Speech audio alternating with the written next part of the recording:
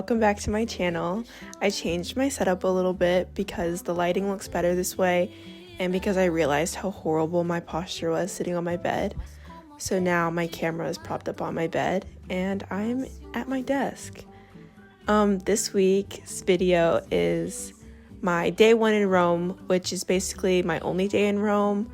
The end of the trip, we had one last half-ish day in Rome, but we truly only spent one full day in Rome because we were only there for 7 days and we just had a lot of other things to do. But I was really excited about this day. We did the Coliseum and Vatican City, so we went into Vatican City and we saw the Sistine Chapel, which I was really excited about that. A lot of the art I had learned about, so that was something really exciting for me to look at in person. We started Rome off the night before, just settling into our B&B and then going out to grab something quick to eat. We weren't super hungry. We stopped at this place, which I'm not even sure what it was, but it ended up not being very great. Foi do seu sorriso que encontrei a paz, alguém que preciso pra não olhar mais pra trás.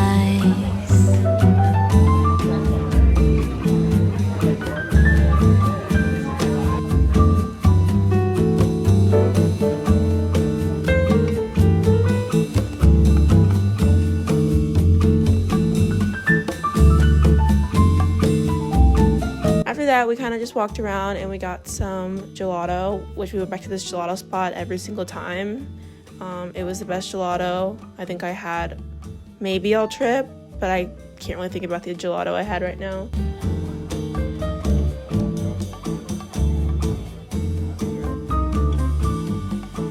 We just had some appetizers and gelato because we weren't so hungry, but we're in Rome now.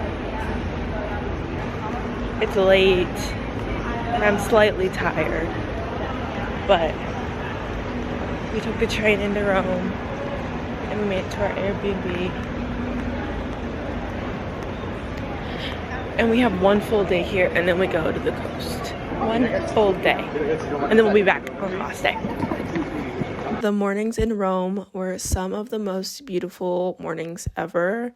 The views that we had and the sort of silence that Rome has in the morning was unlike any other. I think waking up in New York City, you never get silence. There's always a siren or people. And just the silence of the city was different, but also very beautiful. I sat outside that morning and read a few chapters of my book.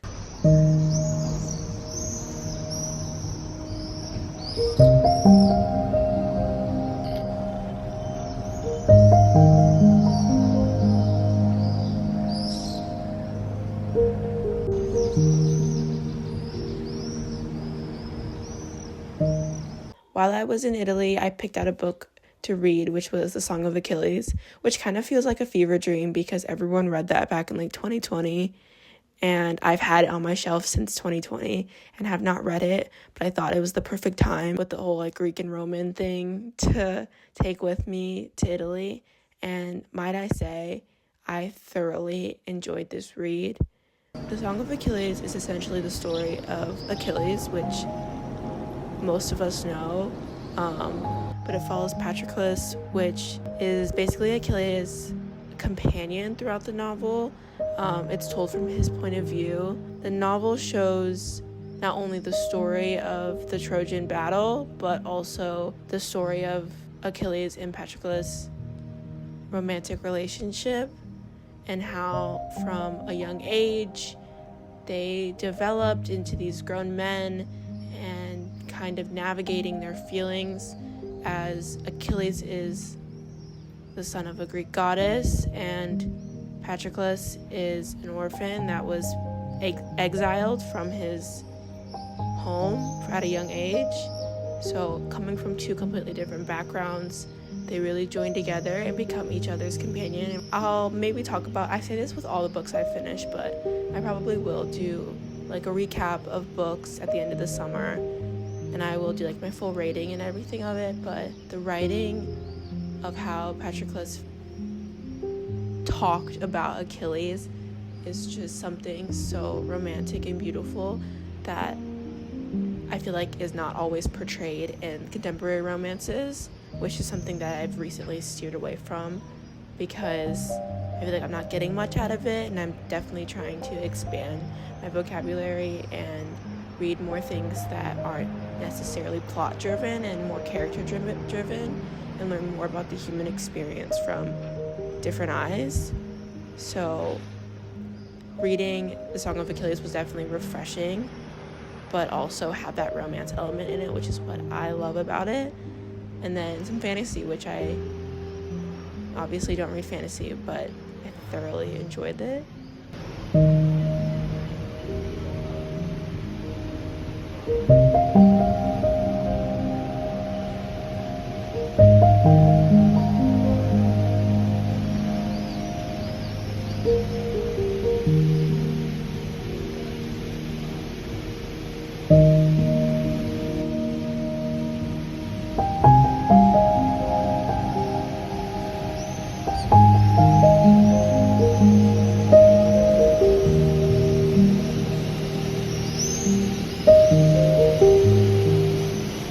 That morning after I did some reading, we got ready and we went to the Vatican.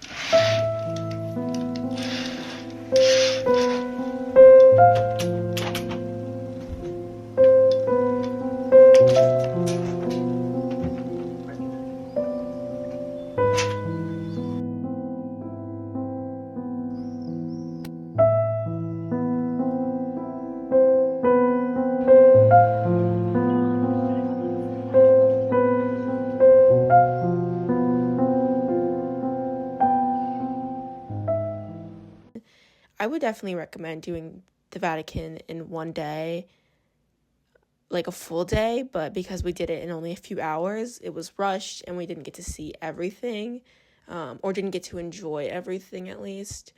I definitely wish I would have got to enjoy and kind of go slower through the different art and buildings, but because we were just trying to get to the Sistine Chapel and it was so crowded, it just kind of felt like it lost its spark almost with the amount of tourists.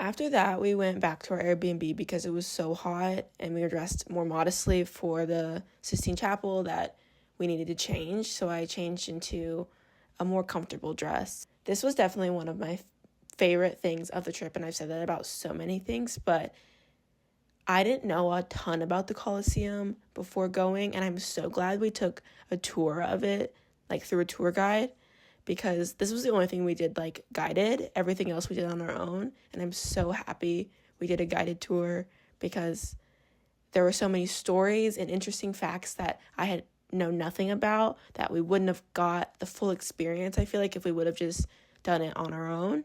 So a guided tour was definitely great for me because, again, I didn't know a ton about the Coliseum, how it was built, and different stories. And leaving the Coliseum, I definitely wanted to watch Gladiators, and I'm very excited for Gladiators too.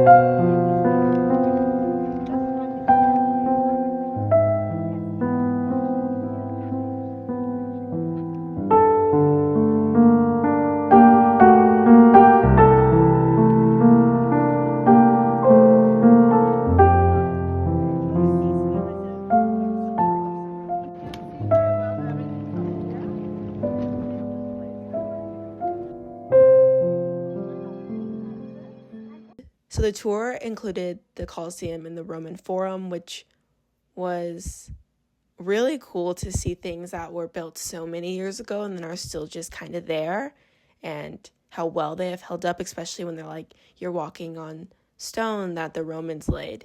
And I was like, oh my God, that's crazy. But that was so cool. So I would recommend, if you don't know much about either of those, to do a guided tour. Doing tour after tour after tour could be a lot, but because we only did one tour, I felt like it was pretty easy, and we had a great tour guide.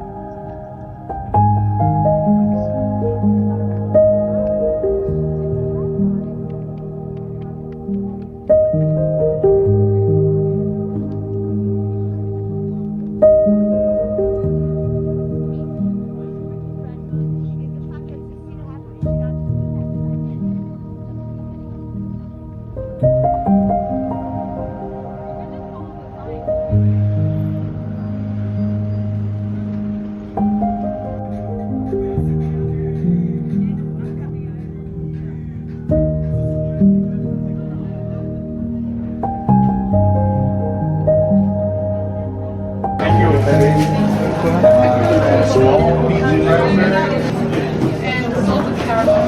And then the large is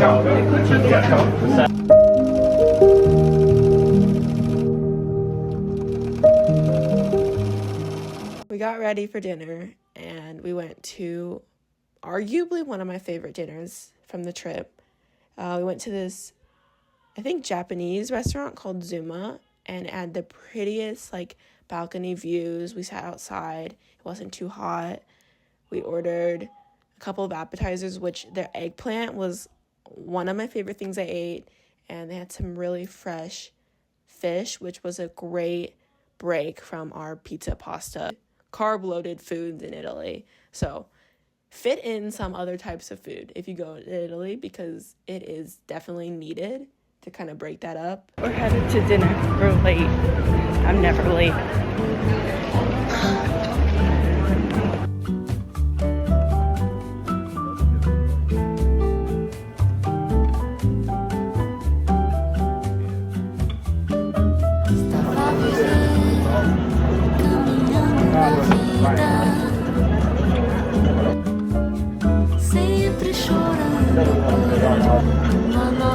I'm not saying it's better.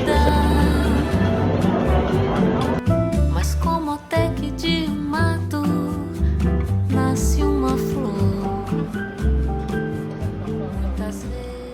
After that dinner, we were just really tired, and we went back to our B&B because we had an early morning the next day to get to Positano. If you want to see more from me, you can follow me on Instagram. It's in the description below. There I post updates on content, and I also try to post almost every day. Make sure you like and comment what you want to see from me, and I really hope you enjoyed this video. Bye, guys.